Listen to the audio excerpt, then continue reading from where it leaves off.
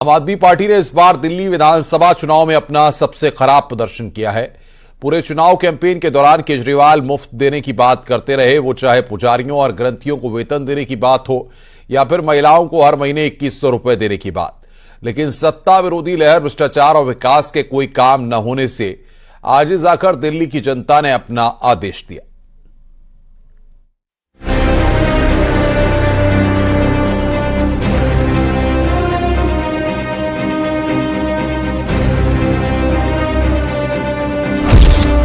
दिल्ली में हार गए केजरीवाल।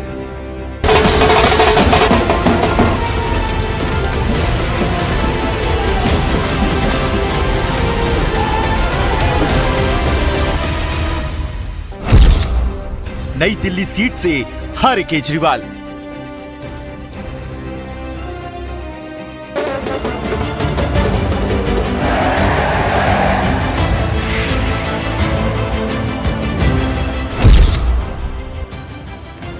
दिल्ली से आ रही ये तस्वीरें केजरीवाल की पहली राजनीतिक हार की हैं।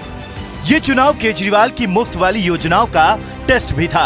मुफ्त बिजली, पानी और फ्री बस की स्कीम के बावजूद उनकी हार ने साफ कर दिया कि जनता कुछ ज्यादा चाहती है। वो दिल्ली में अमूलचूल परिवर्तन के मूड में थी।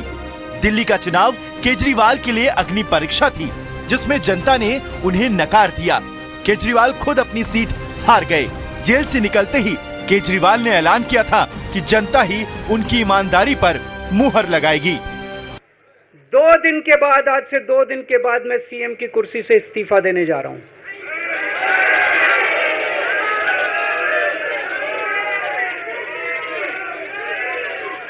और मैं तब तक सीएम की कुर्सी पे नहीं बैठूंगा जब तक जनता अपना फैसला ना सुना दे।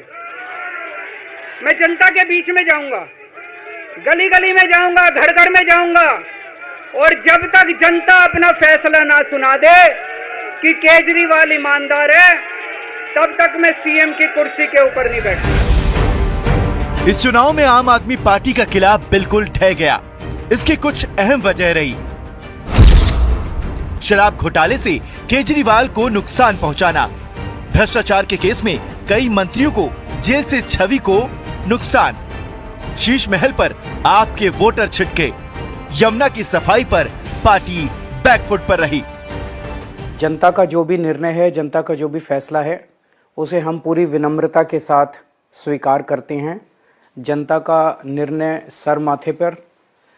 मैं भारतीय जनता पार्टी को इस जीत के लिए बहुत बहुत बधाई देता हूं, और मैं उम्मीद करता हूं कि जिस उम्मीद के साथ और जिस आशा के साथ लोगों ने उनको बहुमत दिया है, वो उन सभी उम्मीदों और आशाओं पे पूरा उतरेंगे।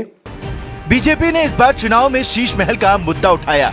जिस केजरीवाल ने कभी बंगला, गाड़ी और सिक्योरिटी न लेने का ऐलान किया था, उन्हीं के सीएम आवास में करोड़ों रुपए खर्च किए जाने का आरोप लगे।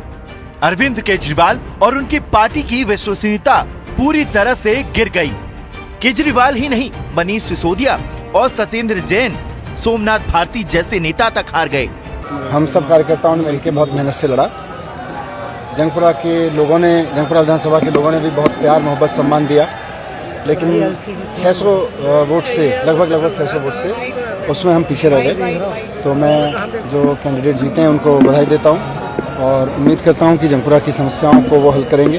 जंगपुरा के लोगों की जितनी भी चीजें हैं उनको हल करेंगे। बाकी तो अब बाकी देखते हैं। सर, काफी टफ फाइट रही है, कैसे देखते हैं, कहाँ चूक हो गई? नहीं, अब चूक तो आपको बताएंगे एनालिसिस करके।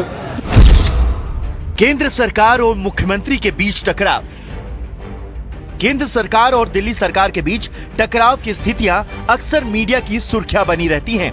खासकर पुलिस, कानून व्यवस्था और प्रशासनिक अधिकारियों के मुद्दे पर विवाद। इसके अलावा पिछले 10 साल से दिल्ली के इंफ्रास्ट्रक्चर पर कोई काम नहीं हुआ। लोग लगातार परेशान होते रहे, लेकिन आम आदमी पार्टी के नेता उल्टा केंद्र सरकार को कोसती रही।